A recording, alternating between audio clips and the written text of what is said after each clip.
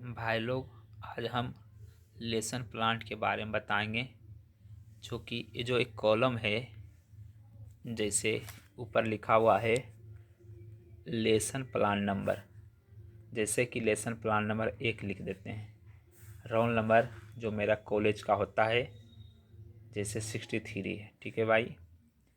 और मैं सेशन मेरा है 24 से 26, जेपी शिक्षण प्रशिक्षण महाविद्यालय बिहार शरीफ मैं कर रहा हूँ। जैसा कि हमने चूज किया हूँ कॉलेज, 1 महीना का लेसन प्लान है और वो 28 दिनों चलेगा और ये 15 लेसन हमें लेसन प्लान करना है। उसी में से जहाँ मेरा कॉलेज जाएगा, जैसे कि हमने एक पहले बना चुके हैं, ठीक है। और ये 15 लेसन बनाना है। Topic by topic per day लिखना है और मात्र 28 दिनों में हमें 15 दिन का टॉपिक बनाना है, ठीक भाई। यहाँ प्रिंसिपल का सिग्नेचर होगा, देख लीजिए। और यहाँ हेड मास्टर सिग्नेचर होगा और सुपरवाइजर होंगे, जो भी हमारे टीचर के साथ, लीडर के साथ। और डेट जिस दिन हमारा अपना टॉपिक बनाएंगे। देखिए, एक ठो रफ किए हैं जो कि मेरा national high school Bihar Sharif में गया है। उससे पहले कि लेसन प्लान नंबर 1 बनाए हैं। मेरा कॉलेज का रोल नंबर 63 और नेम ऑफ स्कूल जहाँ गया है national high school Bihar Sharif यानी सेखाना, ठीक है। नेशनल हाई स्कूल सेखाना, ठीक भाई। और इसके बाद हम क्लास 9th का बनाए हैं, ठीक है, क्योंकि वहाँ हाई स्कूल है। तो 8, 9, 10 का मतलब 9, 10 होता है हाई स्कूल में।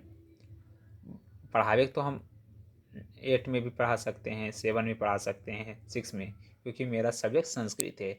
6 to 8, 8 के बाद 9, 10 संस्कृत चलता है, जो कि हम टॉपिक संधि लिए हैं, ठीक भाई। संधि लिए हैं। उसके बाद पीरियड नंबर जो मेरा पीरियड हो चलेगा, घंटी जिसको बोलते हैं, पीरियड नंबर 2। और ड्यूरेशन जो क्लास का होता है, अपना अपना कॉलेज का जैसे national high school Bihar Sharif का ड्यूरेशन टाइम हमने 40 मिनट लिखे, ठीक है, क्योंकि 40 मिनट का घंटी लिए हैं। मेरा दूसरी घंटी था। और आज जो तारीख है 29/11/2024, ठीक है। हम डेट लिए बनाए हैं।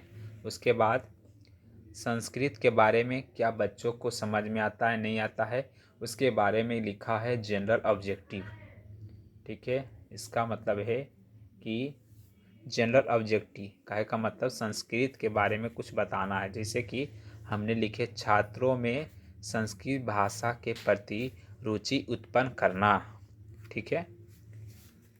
और दूसरा लिखे हैं छात्रों के संस्कृत के शब्दों भंडार में वृद्धि करना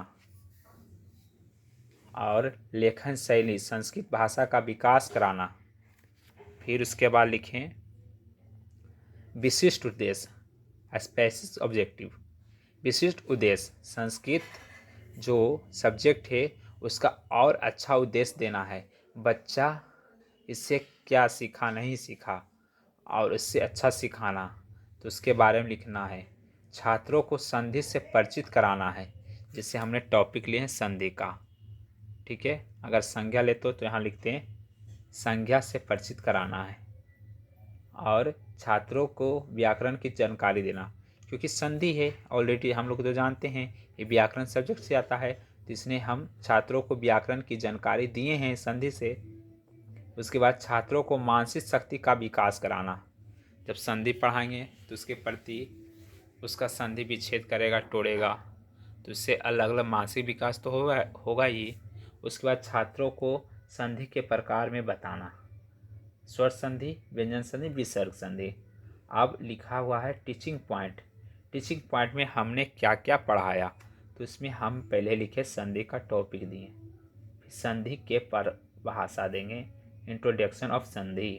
फिर संधि के प्रकार बच्चों के बताए हैं, तो 40 मिनट में तो पहले संधि के टॉपिक लिखें, उसके बाद संधि की परिभाषा देंगे, फिर संधि के प्रकार बताए हैं। और उसके बाद और आगे कुछ है जो कि हम टीचिंग एड्स में क्या क्या चीज़ लेते हैं, ठीक है। तो टीचिंग एड में जब हम बच्चों को बताते हैं तो जो मेरे पास बोल्ड स्किल होता है तो हम तो खुद सिर्फ मौखिक तो नहीं बोलेंगे, तो इसके लिए हम टीचिंग एड्स में डेस्टर का उपयोग किए हैं, ब्लैक बोर्ड का उपयोग किए हैं, संकेत में किए हैं, उसके बाद चौक का प्रयोग किए हैं। क्योंकि संधि बताएंगे तो कलम से वहाँ लिखना तो है नहीं, चौक का, डेस्टर का, मार्कर का प्रयोग करे हैं, तो यहाँ हमको टीचिंग एड्स में ये सारा चीज़ लिखना है। फिर टीचिंग मेथड, तो हम संधि पढ़ाएं तो क्या इसका व्याख्यान विधि द्वारा किए थे, और फिर बच्चों को प्रश्नोत्तर पूछे, कौशल विधि उपयोग किए हैं, श्यामपट्ट कौशल किए हैं, मतलब कि बोर्ड पर लिखें, व्याख्यान विधि लिखें, प्रश्नोत्तर किए, कौशल उसको बोलते हैं, यानी क्वेश्चन एराइज स्किल्स फिर लिखे हैं, ब्लैक बोर्ड स्किल्स। फिर बच्चों से हम पूछें क्या विद्यार्थी लोग आपको संधि आता है, तो बच्चों खड़ा होकर बोले यस सर, मैं यस सर। संधि दो वर्णों के मेल्स की भूमिका के बारे में कोई बच्चा खड़ा होकर बताया, ठीक है। फिर हम इंट्रोडक्शन में लिखे हैं इंट्रोडक्टरी क्वेश्चन, यहाँ सीरियल नंबर है, तो हमें पास 3 क्वेश्चन हमसे तैयार हुआ। तो ऐसा नहीं कि 5 क्वेश्चन तक हमें मैक्सिमम बनाना है और कम से कम 3 क्वेश्चन एराइज करना है, ठीक है। जैसे कि संधि बताएं तो बोलेंगे नरेंद्र किम संधि विच्छेदा, तो नरजुर इंद्रा। इस वाक्य में नरेंद्र संधि क्या निकला, तो नरजुर इंद्रा, ठीक है। नर इंद्र में प्रथम स्वर्ण वर्ण क्या आया, ठीक है। जैसे आ से ही बनता है, ये बनता है, वो बनता है, और आ जो मिलाकर आ बनता है, तो उसी तरह का नरेंद्र में प्रथम स्वर्ण वर्ण अस्ति अ लिखें, द्वितीय पदे नरेंद्र हर्षई बना, तो यानी इसका मतलब बनेगा आ प्लस ए से बन गया ए, ठीक है। तो बन गया। तो उसके बाद स्टेटमेंट ऑफ लाइम, मतलब संधि के टॉपिक लिए संधि के बारे में बताना। संधि दो वर्णों या अक्षरों के मेल से जो विकार उत्पन्न होता है उसे संधि की है, ठीक है। अब यहाँ लिखेंगे प्रश्नेशनल, ठीक है। तो इसमें हमको लिखना है टीचिंग पॉइंट। टीचिंग पॉइंट में हम लोग बच्चों को संधि पढ़ाएं, और उसके बाद संधि क्या होता है, संधि के प्रकार बताए हैं, छात्र लोग सुने हैं हमसे जो टॉपिक बताएं, संधि क्या होता है, संधि के प्रकार।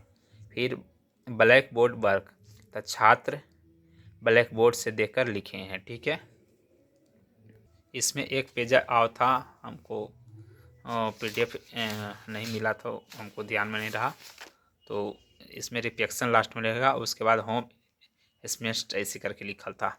तो उसमें लास्ट में लिखना है संधि कितने शब्दों से मिलकर बना है, संधि किससे कहते हैं, संधि कितने प्रकार के होते हैं। अब बच्चों लोग को होम वर्क देगा तो उसमें कहेंगे रमेश का संधि विच्छेद करो, विद्यालय का संधि विच्छेद करें। इस तरह से लिखने के बाद हम लोग फिर कहेंगे मेरा टॉपिक जो चला संधि, पहला लेसन प्लान स्टार्ट, और जो तारीख देंगे पेज नंबर होगा, उसके बाद जो हम लोग का टीचर होंगे सुपरवाइज़र, उनका सिग्नेचर यहाँ होगा, फिर उसके बाद प्रिंसिपल हेडमास्टर का, ठीक है भाई।